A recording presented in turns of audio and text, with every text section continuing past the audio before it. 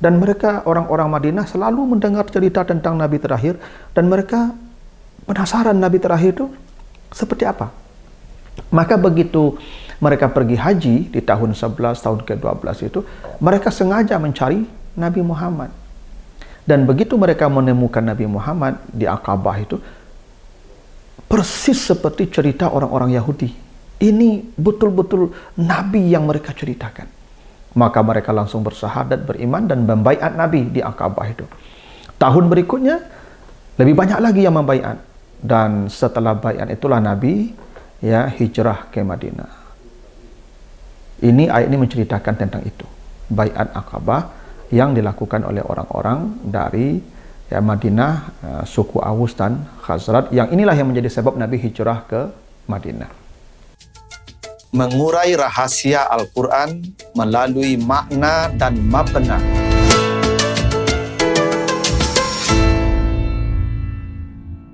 Assalamualaikum warahmatullahi wabarakatuh. Alhamdulillahi rabbil alamin. Assalatu wassalamu ala asrafil anbiya'i wal mursalin wa ala alihi wa ashabihi ajma'in. Para pemirsa program makna dan mabna yang dimuliakan Allah, kembali kita lanjutkan bahasan kita tentang bangunan dan struktur kata dan kalimat di dalam Al-Quran, serta makna dan pesan di balik bangunan dan struktur kata dan kalimat di dalam ayat-ayatnya tersebut. Kali ini kita akan bahas surat Al-Fat, surat 48, ayat yang ke-10. Kita baca ayatnya, surat Al-Fat, ayat yang ke-10. A'udzubillahi minasyaitonirrajim. Innal ladzina yubayyi'unaka innama yubayyi'unallah yadullahi fawqa aydihim faman nakasa fa innama yankusu ala nafsih wa man awfa bima ahada alaihullah fasayutihi ajran aziman. Sesungguhnya orang-orang yang membaiat engkau, hanya sesungguhnya mereka membaiat Allah. Tangan Allah di atas tangan mereka. Maka siapa yang menyalahi janjinya, maka dia akan menanggung akibat dari menyalahi janjinya itu. Dan siapa yang menyempurnakan janjinya dengan Allah, maka Allah akan berikan kepadanya balasan yang sangat besar. Itu artinya surat Al-Fat ayat yang ke-10. Jadi ayat ini menjelaskan tentang peristiwa Baiat Aqabah namanya. Perjanjian Aqabah. Jadi Baiat Aqabah ini adalah perjanjian yang diikat oleh orang-orang Arab dari suku Aus dan Khazraj yang datang dari Madinah untuk melaksanakan haji. Maka setelah melaksanakan ritual haji, mereka membaiat Nabi di Aqabah. Baiat ini terjadi dua kali. Ada namanya Baiat Aqabah Al-Ula tahun 11 kerasulan dan Baiat Aqabah As-Saniyah di tahun ke-12 kerasulan. Yang Baiat Aqabah itu mereka menyatakan sumpah setia bahwa mereka akan membela Nabi, akan setia bersama Nabi asalkan mereka mau hijrah ke Madinah, asalkan Nabi mau hijrah ke Madinah dan memimpin mereka. Karena orang-orang Arab di Madinah itu ada dua suku besar itu, Aus dan Khazraj. Mereka saling berperang, saling bertengkar. Tidak ada yang bisa mendamaikan mereka, yang menyatukan mereka. Di samping mereka punya musuh yang abadi pula, orang-orang Yahudi di Madinah itu. Sehingga mereka tidak punya kekuatan karena tidak pernah bersatu. Mereka ingin ada sosok yang mempersatukan mereka. Dan mereka mendengar di Makkah muncul seorang nabi, dan mereka di Madinah selalu mendengar cerita tentang nabi terakhir dari orang-orang Yahudi, karena memang orang-orang Yahudi menanti kelahiran nabi terakhir itu. Itu kenapa orang Yahudi itu migrasi dia dari Palestina ke Madinah, karena menurut kitab mereka nabi terakhir itu akan muncul di Madinah, di tempat lembah Baina Farqalatain, lembah antara dua bukit hitam. Nah, lembah di antara dua bukit hitam itu Madinah, itu Yasrib di masa itu namanya. Maka mereka hijrah ke Madinah dengan harapan nabi terakhir itu mereka yang melahirkan. Maka mereka membicarakan Nabi tadi itu, ciri-cirinya mereka bicarakan, perilakunya mereka bicarakan. Dan Nabi itu akan memimpin mereka berperang, akan menang. Dan mereka, orang-orang Madinah, selalu mendengar cerita tentang Nabi terakhir. Dan mereka penasaran Nabi terakhir itu seperti apa. Maka begitu mereka pergi haji di tahun 11, tahun ke-12 itu, mereka sengaja mencari Nabi Muhammad. Dan begitu mereka menemukan Nabi Muhammad di Aqabah itu, persis seperti cerita orang-orang Yahudi. Ini betul-betul Nabi yang mereka ceritakan. Maka mereka langsung bersahadat, beriman, dan membaiat Nabi di Aqabah itu. Tahun berikutnya, lebih banyak lagi yang membaiat. Dan setelah baiat itulah Nabi hijrah ke Madinah. Ini ayat ini menceritakan tentang itu. Baiat Aqabah yang dilakukan oleh orang-orang dari Madinah, suku Aus dan Khazraj, yang inilah yang menjadi sebab Nabi hijrah ke Madinah. Nah, secara redaksional ada hal yang menarik dari ayat ini. Apa yang menarik? Coba perhatikan ya. Kalimat pada ayat ini, waman aufa bima ahada alaihullah. Siapa yang menyempurnakan janjinya dengan Allah. Di situ ada kata alaihullah, alaihu. Kata alaihu secara sintaksis itu tidak wajar dan tidak biasa. Kenapa?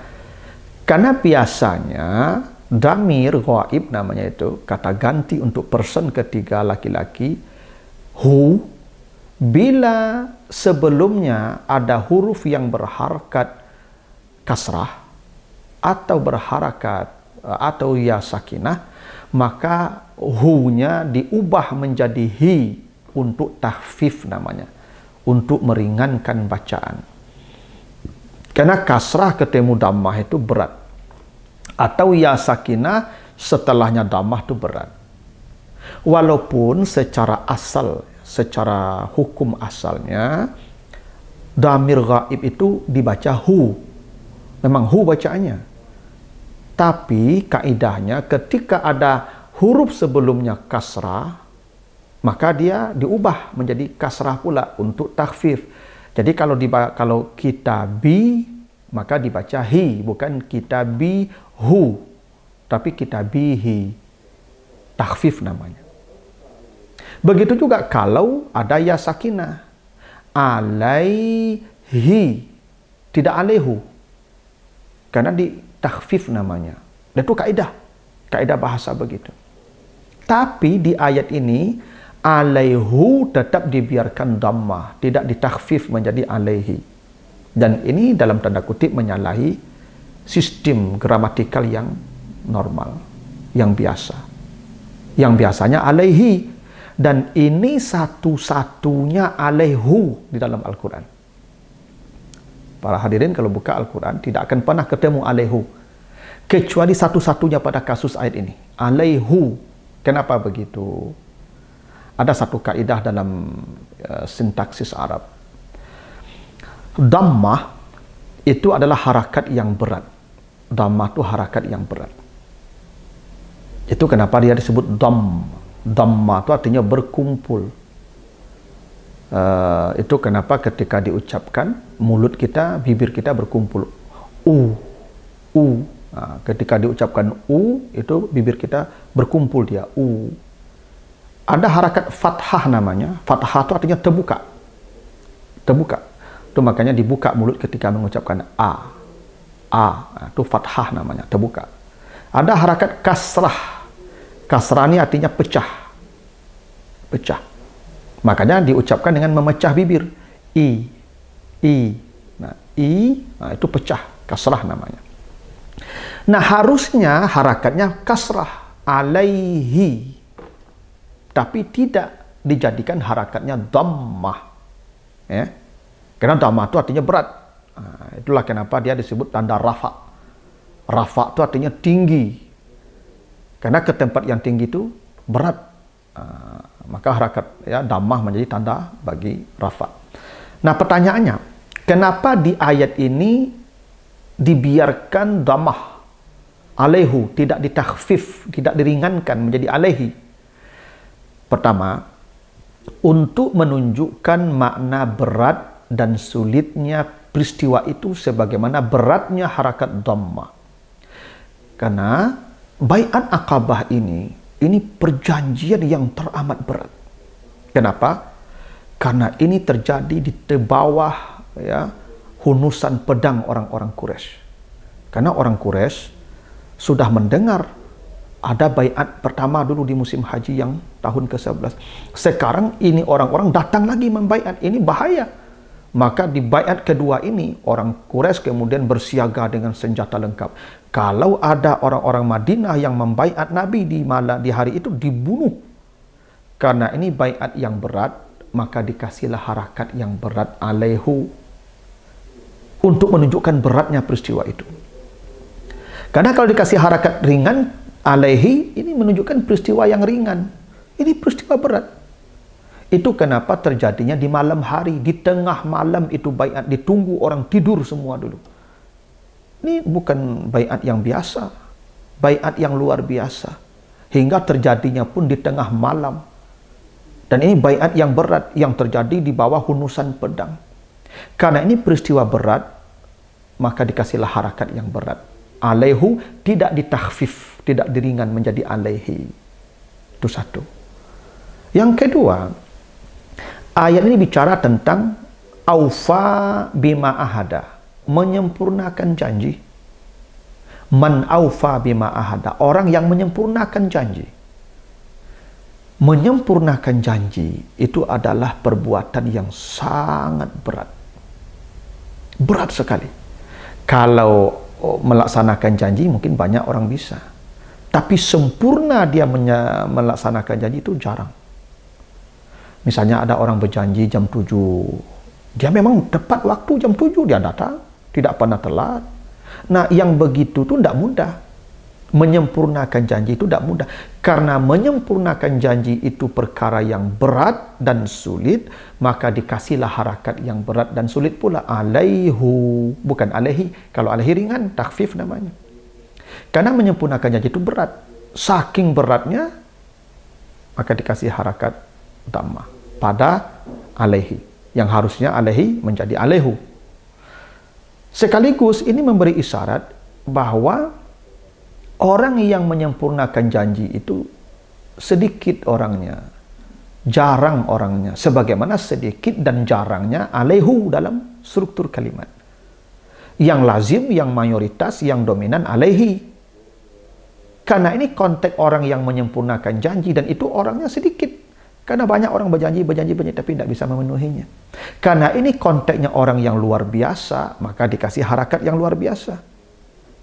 Karena ini konteksnya orang yang sedikit, dikasih harakat yang sedikit pula, alaihu. Harusnya alaihi yang dominan. Karena ini orang yang luar biasa, maka dikasih harakat yang luar biasa, alaihu. Yang biasanya alaihi. Karena ini ada konteks yang dibicarakan. Ini tidak biasa, tidak lazim. Karena tidak lazim, tidak biasa, maka dikasihlah harakat yang tidak lazim juga.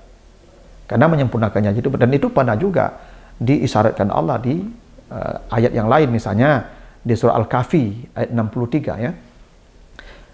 Itu ceritanya di Al-Kahfi 63, Nabi Musa pergi mencari Nabi Khidir, membawa seorang murid namanya Yusha bin Nun. Kata Musa ke muridnya ini bawa ikan mati. Ikan matinya sebagai navigasi ini. Ikan mati yang sudah digoreng, yang dimasak, yang dibakar. Kalau ikannya hidup nanti, dia berenang di lautan, kasih tahu saya, kata Musa. Baik, dipegang ikannya. Tiba-tiba di satu titik, ikannya hidup, melompat ke lautan, berjalan, dia berenang, dia. Ini muridnya lupa ngasih tahu ke Nabi Musa. Sampai Musa dan Harun sudah berjalan jauh, baru dikasih tahu. Ketika Nabi Musa mana ikannya, maka muridnya berkata, fa inni nasitul hut wa ma ansanihu illa syaitan. Ada kata ansanihu di sana ya. Tidak ada yang melupakan saya kecuali setan. Dia lupa ngasih tahu bahwa ikannya sudah hidup. Nah, ansanihu harusnya ansanihi. Karena ya sakinah tuntutannya kasrah. Tapi di sini tidak dibiarkan ansanihu yang tak lazim, yang tak biasa. Yang biasa ansanihi. Kenapa begitu? Ini menunjukkan peristiwa yang tidak lazim dan tidak biasa. Satu, Ya karena mencari orangnya navigasinya ikan mati, kan tidak biasa itu. Bawa ikan mati, nanti ikan matinya hidup nanti di sana tempatnya, kan tidak biasa. Nah karena ini tidak lazim, tidak biasa, maka dikasih harakat tidak biasa. Dua, ini lupanya tidak wajar ini.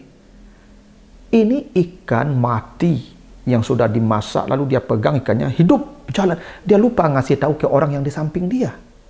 Kan tidak biasa lupa begitu, tidak wajar lupa begitu. Karena tidak wajar, dikasihlah harakat yang tidak wajar pula, ansanihu, yang wajar ansanihi. Apalagi ini murid lupa dengan ucapan guru, kan tidak wajar. Kalau guru lupa dengan ucapan muridnya itu wajar, biasa. Tapi kalau murid lupa dengan ucapan guru tidak wajar. Karena ini peristiwa tidak wajar, kejadian tidak wajar, perilaku tidak wajar, maka dikasih pula harakat yang tidak wajar, ansanihu, yang harusnya ansanihi. Nah itulah ya, kenapa tadi alehu? Karena ini adalah sesuatu yang tidak biasa, yang tidak normal, peristiwanya tidak biasa. Bai'at Aqabah itu memang peristiwa yang berat, memenuhi janji itu pun peristiwa yang amal yang berat, yang sulit, dan tidak banyak yang bisa. Karena dia sedikit, tidak banyak, jarang, dikasihlah harakat yang sedikit dan jarang pula, alehu, yang biasanya alehi. Nah begitulah rahasianya kenapa Allah tidak menggunakan ya pola yang normal pada alaihi di ayat ini, tapi pola yang tidak biasa, yaitu dengan mendamahkan, memberikan harakat damah pada ha damirnya setelah sebelumnya ada ya sakinah, yaitu alaihu. Mudah-mudahan ada manfaatnya. Lebih kurang mohon maaf. Assalamualaikum warahmatullahi wabarakatuh.